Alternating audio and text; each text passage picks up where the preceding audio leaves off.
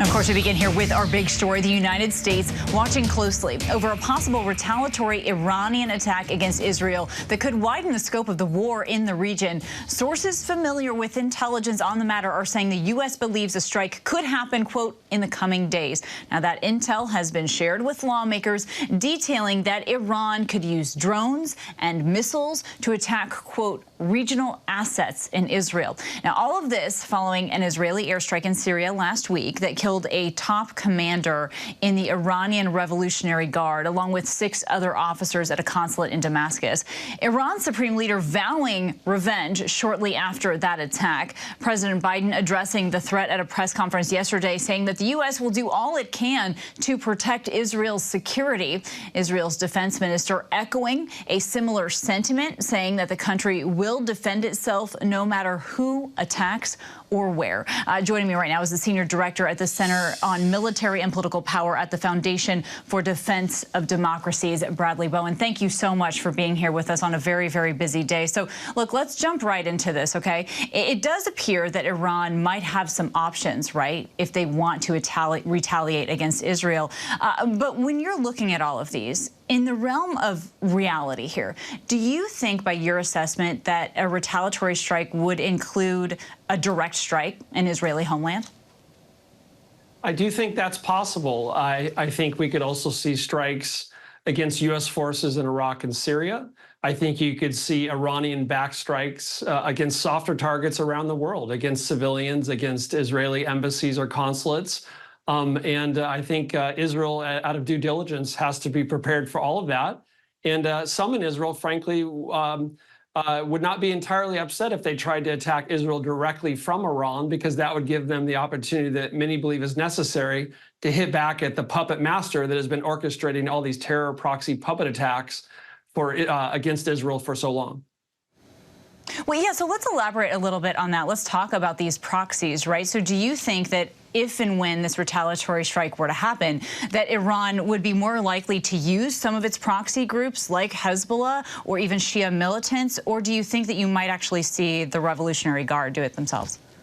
It's a great question. That's essentially been, at risk of oversimplification, the grand strategy of the Islamic Republic of Iran, I would argue, for the last 40 years. They've used these terror proxies to advance their foreign policy, to attack the United States, our forces, to Israel and others, while displacing the counterpunches and the consequences onto others. Usually they're Arab proxies. And it's gone quite swimmingly for Iran because the puppet master in Tehran has avoided the consequences. But every now and then, Israel has to say enough is enough. And every now and then, the U.S. has to say enough and enough is enough is enough. Between October 17th and February 4th, we saw 165 attacks on U.S. forces in Iraq and Syria, and we only responded 9 times. And then on January 28th, we saw 3 American service members killed in Jordan. The Biden administration responded with more serious attacks, about 85 in Iraq and Syria, and killed the leader of Kataib Hezbollah in Iraq. You know what happened after that? Not a single Iranian-backed attack on U.S. forces in Iraq and Syria. So if you look at the history here, going back to the Reagan era, Iran backs down when they face resolute military force, and they view weakness as an invitation for additional aggression. Oh, that is a fascinating assessment, especially because you hear all the time that because of these proxies, Iran is able to have some kind of strategic patience as they move forward. Let's talk a little bit about last week. Iran's foreign minister said that Israel would be punished and that America needs to be held accountable. The Pentagon confirming last week that Israel was behind that attack in Damascus. Do you think that the U.S. needs to be concerned here and taking that as a threat? I think the U.S. should absolutely be concerned about attacks on our forces in the region. We could see attacks here in our homeland. It's not the first time Iran has tried to threaten Americans or others here in our homeland. You know, this is a radical regime posing as a nation state.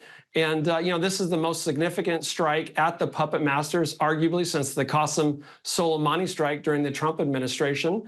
And they responded to that by sending more than a dozen ballistic missiles at 2 bases in northern Iraq, giving 100 Americans or more traumatic brain injury. So I think you have to assume there's going to be a strong attack, a response by the Iranians. And if Israel and the United States respond weakly, we'll simply see more of the same from Iran.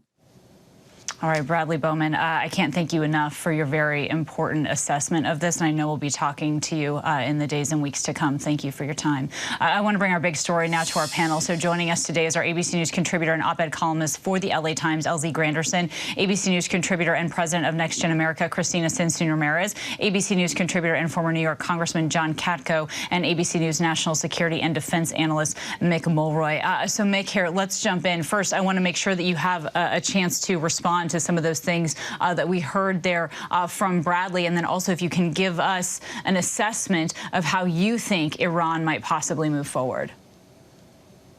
Okay, and I think Bradley was spot on that analysis. I think Iran has to respond. The question will be, does they respond from Iran? They do have cruise missiles that can reach. I think that's less likely. They'll probably use the proxy forces you all talked about, including Hezbollah and IRGC, so the Iranians in southern Lebanon and potentially Syria. They'll probably use rockets, missiles, and the Shahed drones. So they'll try to swarm and overwhelm the defensive systems in Israel, potentially striking Israeli military sites. If it's significant, it gets through, this could significantly escalate this conflict. I do believe Israel will take the opportunity to strike inside Iran and potentially take out some of these suspected nuclear sites. So this has a very strong chance of escalating into a regional conflict, and one in which the United States could be pulled into, depending on what happens in response to the response. Right, and that is a tremendous concern here on the home front, and we know that this will play out politically as well. So, Christina, to you, what would retaliatory strikes on Israel and then the U.S.'s response there mean for Biden's waning support for Israel when it comes to calls for a ceasefire with Hamas in Gaza? Well, I think this puts the Biden administration in a challenging position because there is a growing call for a ceasefire, and it makes it harder to do that when there is a growing, escalating conflict in the region. So I think that the Biden administration, we know, has been doing everything behind the scenes to try and make sure that this war did not expand. And so I think that we'll have to see what happens. But the Biden administration has made clear that they plan on standing with Israel. But I think here at home, it will be a hard position the longer this conflict continues in Gaza. It certainly will. And John, to you, look, if Iran attacks Israel directly, what then is the U.S. responsibility there? Is our national security under threat at that point? I think it is, but I think the most fundamental observation that Bradley made was that they only understand strength. Bad guys only understand strength. And so whatever the response is, if there's an attack, it will be a very strong response. And Israel, quite frankly, has been looking for an excuse to go after Iran directly at the appropriate time to take out their nuclear capabilities. They know where they are, and they know what they need to do to take them out. And if Iran is stupid enough to attack Israel directly, you're going to see a very major response from Israel and possibly the United States. Right, the response to the response, as Mick pointed out there. So, LZ, to you, I just want to share some reporting that came in, LZ, that Secretary Antony Blinken has been on what they're calling a diplomatic blitz here, LZ, for like the last 24 hours, saying that he's made a series of calls to foreign counterparts, Turkey, China, Saudi Arabia, to make clear that escalation is not in anyone's interest. LZ, what is your assessment here of how U.S. officials are trying to, if you can, thwart this response from Iran? We're in the, critical hour here, if you really look at the larger picture, because, a proxy war doesn't necessarily mean the United States has boots on the ground. But let's face it, those are our weapons. And the conversation regarding our weapons are also shaping our domestic policies, and it's shaping the general election going forward for the next 4 years. And so this idea that we're sort of letting Israel handle this really isn't accurate. We're very much a part of this. We're going to have about 1,000 troops in a temporary pier to give aid to the people of Gaza about 3 miles offshore. That exposes us even more to a possible conflict and getting deeper into this battle. And so, I'm really hoping that diplomacy comes through, because quite obviously, if Israel is attacked directly, the United States will be more involved. And we have 1,000, men and women that are going to be on the pier to give aid who are going to be exposed even further. Right off the coast there.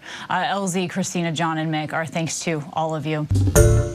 Hi, everyone. George Stephanopoulos here. Thanks for checking out the ABC News YouTube channel. If you'd like to get more videos, show highlights, and watch live event coverage, click on the right over here to subscribe to our channel. And don't forget to download the ABC News app for breaking news alerts. Thanks for watching.